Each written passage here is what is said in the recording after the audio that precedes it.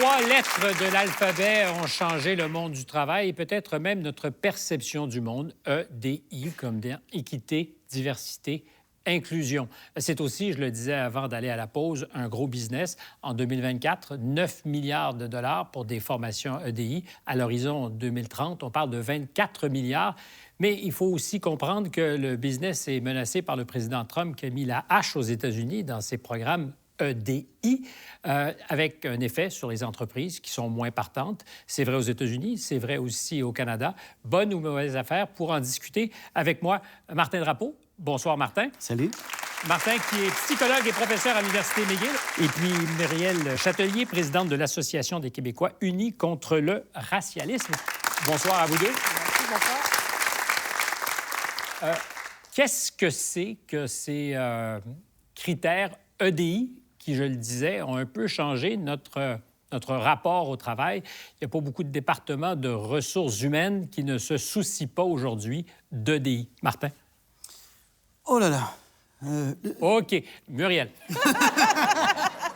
Vas-y, Muriel, vas-y. Oui, Muriel. bon, c'est quoi l'EDI? En fait, ce sont des formations, des programmes qui sont organisés pour réduire, en fait, les inégalités entre les groupes.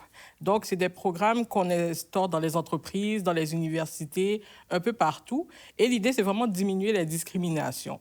Sinon même de favoriser une discrimination positive pour faire en sorte qu'on rééquilibre un peu les choses. Oui, pour les groupes minoritaires, donc il y a la discrimination positive. Et le problème qu'on observe avec ces programmes-là, c'est qu'ils sont beaucoup basés sur des formations sur les biais inconscients, sur les micro-agressions. Et c'est là que ça pose un problème. Je pense qu'il n'y a personne qui est contre l'équité, la diversité et l'inclusion. Mais ce qui pose problème, c'est les moyens qu'on utilise pour essayer d'atteindre l'égalité ou l'équité. Si donc, en vous entendant, j'ai l'impression que si vous n'êtes pas opposé au principe, la manière de le faire est peut-être pas la meilleure. C'est difficile, c'est impossible d'être en contradiction ou de s'opposer à ces principes-là. C'est des principes, c'est comme dire, je suis contre la justice, je suis contre le bonheur. On ne peut pas s'opposer à ces principes-là. Le problème, là où ça accroche, c'est vraiment dans la définition, parce que ces termes-là ne sont pas bien définis, mais surtout dans l'application, comment est-ce qu'on fait concrètement pour les mettre en pratique. Et puis, on n'arrive pas à rencontrer les objectifs qu'on s'est visés de toute façon. Mais au dépend de qui? Bien, ça dépend des groupes. Le plus bel exemple, je pense, c'est la diversité. Ce qu'on recherche maintenant, c'est une diversité dans l'apparence. On veut, je me rattache toujours au milieu universitaire, on veut des gens qui sont d'apparence différente, couleur de la peau, la religion, l'orientation sexuelle, mais on veut surtout pas des gens qui pensent différemment. Donc, tout le monde doit penser de la même façon. Il n'y a pas de diversité dans les points de vue, il n'y a pas de diversité dans les prises de position politiques. C'est comme si on prenait un raccourci en disant le groupe auquel vous appartenez définit qui vous êtes. Il rend Une compte... essentialisation. C'est ça. Et puis, rend compte d'un point de vue en soi. Mais j'aimerais intervenir sur quelque chose. On dit au dépend de qui, mais ça peut être au dépend des personnes qui sont concernées. Donc, quand, par exemple, on fait des offres d'emploi ou des stages qu'on réserve, par exemple, aux personnes noires, c'est évident que dans une entreprise ou dans une école, on va se poser la question, est-ce que cette personne-là a eu ce poste-là parce qu'elle est noire ou parce qu'elle est compétente? Donc, moi, je pense qu'il y a un effet pervers par rapport à ces programmes-là. Moi, je serais extrêmement insultée qu'on m'aborde sur mon milieu de travail en fonction de mon origine ethnique, par exemple. Mais Muriel, disons-le, est-ce que vous êtes l'exception, femme noire, à avoir ce discours? Moi, je pense pas, parce que quand on parle, par exemple, des postes qui sont réservés aux personnes noires, je ne connais pas beaucoup de personnes qui sont très enthousiastes face à de telles sortes de privilèges, des passe-droits. Moi, par exemple, je suis née ici, j'ai été formée par le système québécois, donc je ne vois pas pourquoi est-ce que j'aurais un passe-droit par rapport à quelqu'un d'autre sous prétexte que j'aurais vécu, je ne sais pas, du racisme systémique dans ma vie. C'est pas votre impression à vous? Non, ce n'est pas mon impression, absolument pas. Vous me dites, dans le fond, du point de vue de la femme noire que je suis, l'idée qu'on puisse me donner un coup de pouce par-delà ma compétence, ça m'insulte. Bien, ça m'insulte. Puis, je vais raconter une anecdote. J'étais dans un balado avec une femme blanche. Et à la fin du balado, elle m'a dit, bien, moi, ce que je veux, c'est aider les personnes comme toi. Moi, je suis comme moi. Est-ce que je t'ai demandé quelque chose? Ben, c'est ça, je dis, mais qu'est-ce que tu sais de ma situation? Peut-être que ma vie va mieux que la tienne.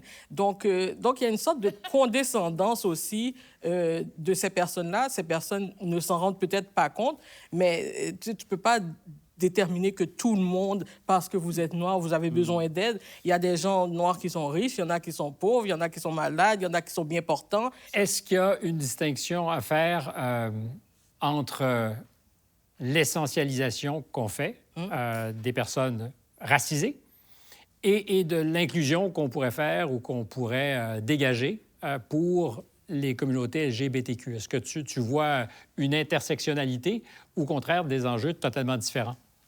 Non, je pense que les inquiétudes qui sont soulignées peuvent s'appliquer à d'autres types de communautés. Après, moi, j'y adhère moins à ces inquiétudes-là. Je serais curieuse de voir, puis c'est une vraie question, là.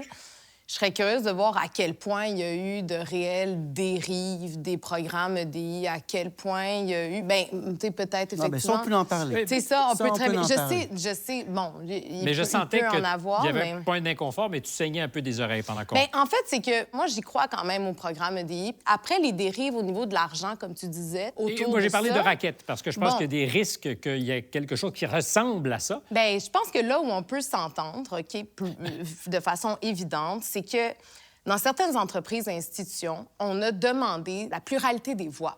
Après, est-ce qu'on a été capable d'entendre ces voix-là et surtout de faire le changement que ces voix-là demandaient?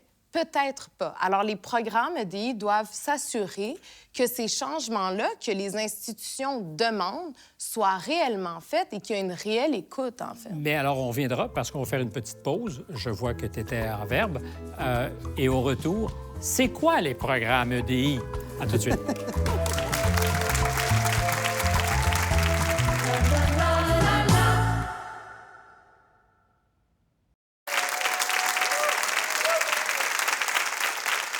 Suite de notre conversation passionnante sur les critères EDI, équité, diversité, inclusion. Et Martin? On peut parler peut-être des entreprises. Moi, je peux parler certainement des universités. Allons-y, parce que ça a été souvent très parlant.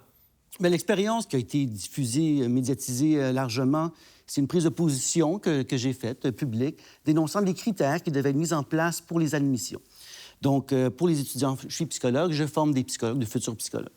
Et puis, dans le cadre de l'entretien, on devait documenter, donner des points aux personnes en fonction de la couleur de leur peau. Orientation sexuelle? Orientation sexuelle. Ça voulait dire que moi, professeur universitaire, en position d'autorité, je m'assoyais devant un jeune qui a peut-être 21, 22 ans, qui n'est peut-être pas clair sur son orientation sexuelle, et je devais lui demander avec qui tu couches, avec qui tu es attiré. Et en fonction de ça, on leur donnait des points. Plus de points, moins de points. Le système était fait de telle sorte que les personnes qui étaient, par exemple, un francophone hétérosexuel avaient très peu de chances d'être admis dans le programme. Alors, le souvenir que j'ai, à une époque, quand on voulait un peu rétablir l'équilibre, on disait à compétence égale. Exact. Si, ben, t'es un peu noir ou si t'es un peu autre chose, et je le dis avec un sourire, s'il vous plaît, ben, on va donner un coup de pouce. Exact.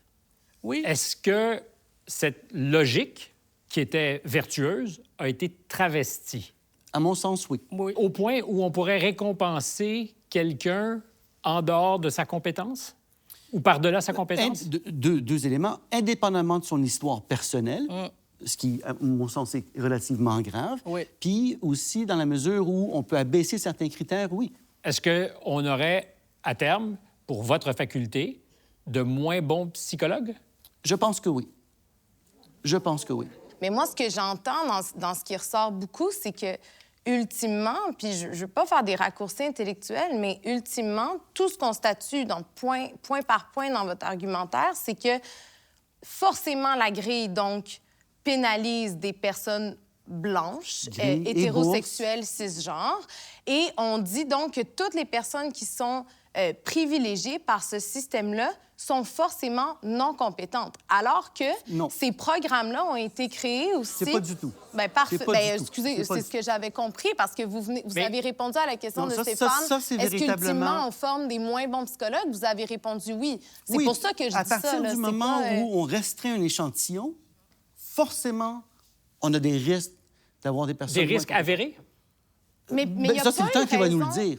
Moi, je les vois en cours de parcours. J'ai des inquiétudes, c'est clair. OK. Il y a une question que j'avais envie vraiment de poser sur les formations EDI. Muriel, est-ce que vous avez été dans une de ces formations? Bien, évidemment. Je pense que la question qu'on doit poser, c'est qui n'a pas suivi une formation EDI?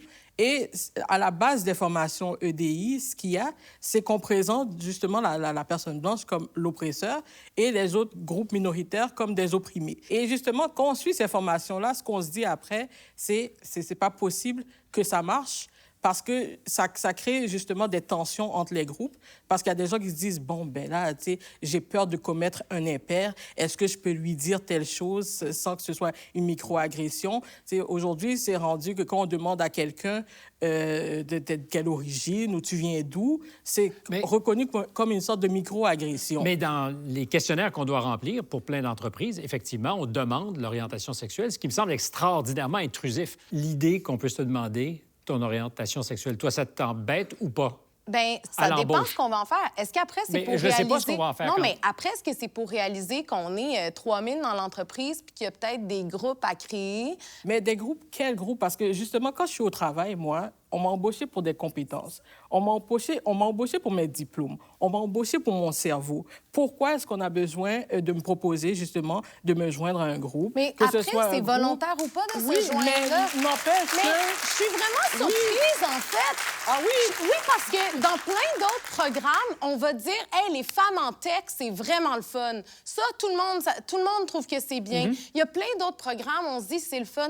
Moi, quand je suis arrivée à Ici Première, il y en a eu une rencontre ou deux de groupes LGBTQ, puis je me souviens pas ce qu'on a fait, mais j'étais contente après de faire genre... dans les corridors. En quoi ça dérange les autres? La question, moi, c'est ça ma question. Moi, ce que ça dérange les autres, c'est moi, je me pose la question. Qu'on forme des groupes comme ça, qu'on forme des groupes, tu sais, au travail, on forme des groupes pour LGBT, des groupes de femmes, des groupes minorités visibles, des groupes noirs. On fait des activités pour ces groupes-là en particulier. Puis là, on dit qu'on fait ça au nom de l'inclusion, au nom du vivre ensemble. Bien, comment on arrive à communiquer si tout le monde est enfermé dans son groupe? Et j'ai pas arrêté de parler à mes collègues hétéros.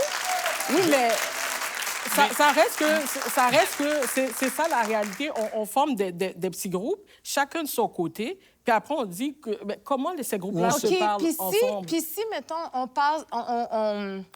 on revient à la base. Je pense que je vais vous laisser entre vous. Si, par exemple, pardon, Stéphane, mais là, tu m'as dit d'être à l'aise. Là, mais évidemment, et c'était une boutade. Mais si on revient à la base que...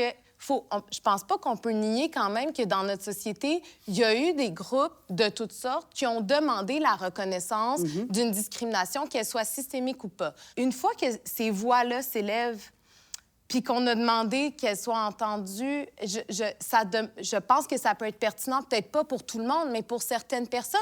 Alors, qu'est-ce qu'on fait? Mais c'est fascinant parce que je vais me rapprocher parce que je les regarde interagir, puis vous dites à peu près la même chose. Oui.